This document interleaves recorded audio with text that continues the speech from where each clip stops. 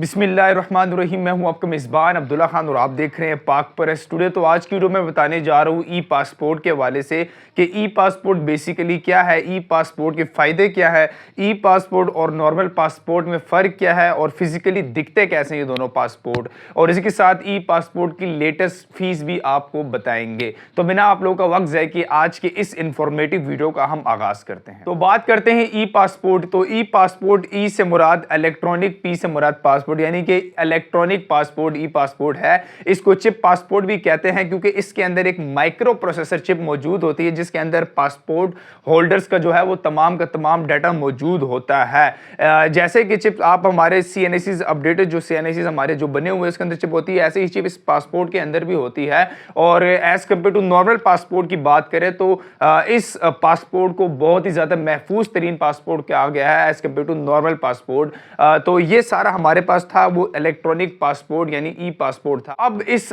Passport کے فائدے کے بارے سے بات کرتے ہیں کہ ای پاسپورٹ کے فائدہ کیا ہے۔ تو سب سے پہلے آپ کو فائدہ یہ بتایا چلے جو آئی سی اے ہے یعنی کہ انٹرنیشنل سول ایویشن جو ہے اس کے سٹینڈرڈ پر جو ہے یہ پورا اترتا ہے، اور اس کے اندر مائکرو پروسیسر چپ ہونے کی وجہ سے اس کو محفوظ بھی کہا گیا ہے، اور اس کے ساتھ اس چپ کی موجودگی کی وجہ سے آپ کے جو ایئرپورٹ کے جو سروسز ہوتی ہے، امیگریشن سروسز ہوتی ہے، وہ بہت ہی زیادہ فاسٹ ہو جاتی ہیں۔ یعنی کہ آپ ہماری سکرین پر دیکھ رہے ہیں یہ نارمل پاسپورٹ ہولڈرز جو ہوتے ہیں وہ اس طرح لمبی لمبی قطاروں میں کھڑے ہوتے ہیں اور اپنی امیگریشن اور اپنی جو ایئرپورٹ کی جتنی سروسز ہیں ان کا انتظار کرتے ہیں۔ مگر اگر آپ کے پاس ای پاسپورٹ ہے تو آپ اس سکرین پر یہ بھی دیکھ سکتے ہیں کہ یہ جو ای گیٹس موجود ہیں ایئرپورٹ پر،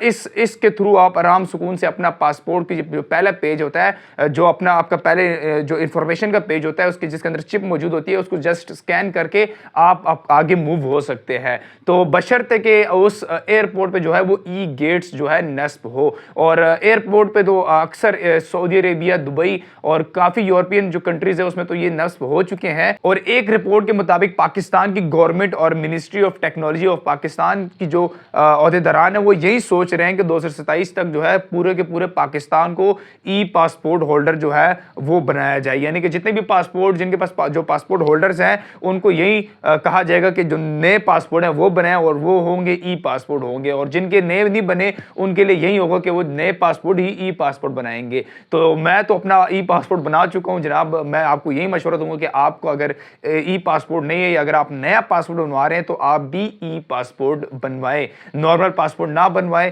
اور اسی کے ساتھ جن کے بنے ہوئے ہیں تو ان کو بھی یہی میں مشورہ دوں گا اپنی طرف سے کہ جناب آپ جو ہے جلد از جلد ای پاسپورٹ کے لیے اپلائی کریں، کیونکہ اگر گورنمنٹ نے اچانک سے اناؤنس کر دیا تو جس سے کہ پاکستان کے حالات ہے پتہ نہیں چلتا، تو اس پہ پھر باغ دوڑ مچ جائے گی اور آپ کو بنوانے کے لیے بھی کافی انتظار کرنا پڑے گا۔ یہ تو چلو میری طرف سے ایک رائے تھی اور میری طرف سے ایک سوچ تھی، کیونکہ ایک رپورٹس تھی، آرٹیکلس تھے، اس کے مطابق میں نے آپ کو اپنی طرف سے ایک مشورہ دی ہے۔ باقی آپ کی اپنی مرضی، آپ بنائیں نہ بنائیں، مگر جو نئے پاسپورٹ ہولڈرز ہوں گے جو نئے بنوانا چاہ رہے ہیں ان کو میری طرف سے یہی مشورہ ہے کہ نئے جو پاسپورٹ ہے وہ ای پاسپورٹ ہی بنائے۔ تو جناب ای پاسپورٹ دکھتے کیسے، فزیکلی ای پاسپورٹ اور نارمل پاسپورٹ میں فرق ہے؟ تو میں آپ کو بتاؤں یہ میرے پاس ہے نارمل پاسپورٹ۔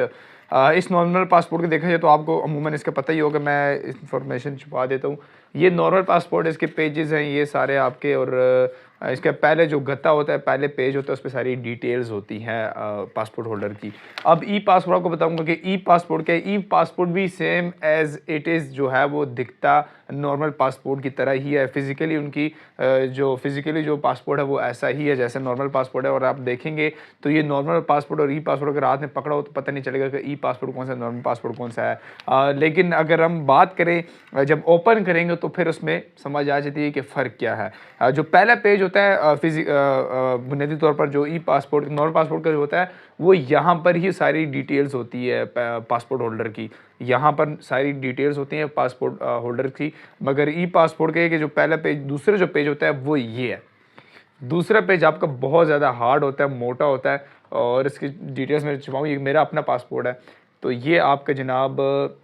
آپ کے پاسپورٹ جو ہے، ساری پاسپورٹ کا جو نمبر ہے، پاسپورٹ جو ہے وہ اس طرح اس کے اندر ہی چپ موجود ہوتی ہے. چپ جو ہے اگر غور کریں تو 2 جگہ چپ مجھے محسوس ہو رہی ہے پرسنلی, ایک یہ اور ایک یہ. اب اس میں اللہ علم مجھے بھی نہیں پتا چپ کہاں ہے, لیکن آپ کو یہ پہلا جو پیج ہے اس کو سکین کر کے آپ آگے موو کر جائیں گے جہاں پر ای گیٹس جو ہے نصب ہو. تو اب ای پاسپورٹ کی فیس کے حوالے سے بات کریں تو ای پاسپورٹ کی فیس جو ہے وہ 36 پیجز والے نارمل پاسپورٹ کی ہے 9,000 روپے, اور اگر آپ ارجنٹ بنانا چاہتے ہیں 36 پیجز والا اس کی فیس ہے آپ کا 15,000 روپے, اور اگر آپ 72 پیجز والا نارمل بنانا چاہتے ہیں تو اس کی فیس ہے 16,500, اور اسی کے ساتھ اگر آپ 72 پیجز والا ارجنٹ بنانا چاہ رہے ہیں تو اس کی فیس ہے 27,000 روپے, اور اس کے ساتھ اگر 10 سال کا بنائیں گے تو اسی طرح جو ہے وہ ریٹ انکریز ہوتے جائیں گے. تو امید ہے آپ کو آج کی ہماری ویڈیو پسند آئی ہوگی. مزید ایسی انفارمیٹیو ویڈیو اور مختلف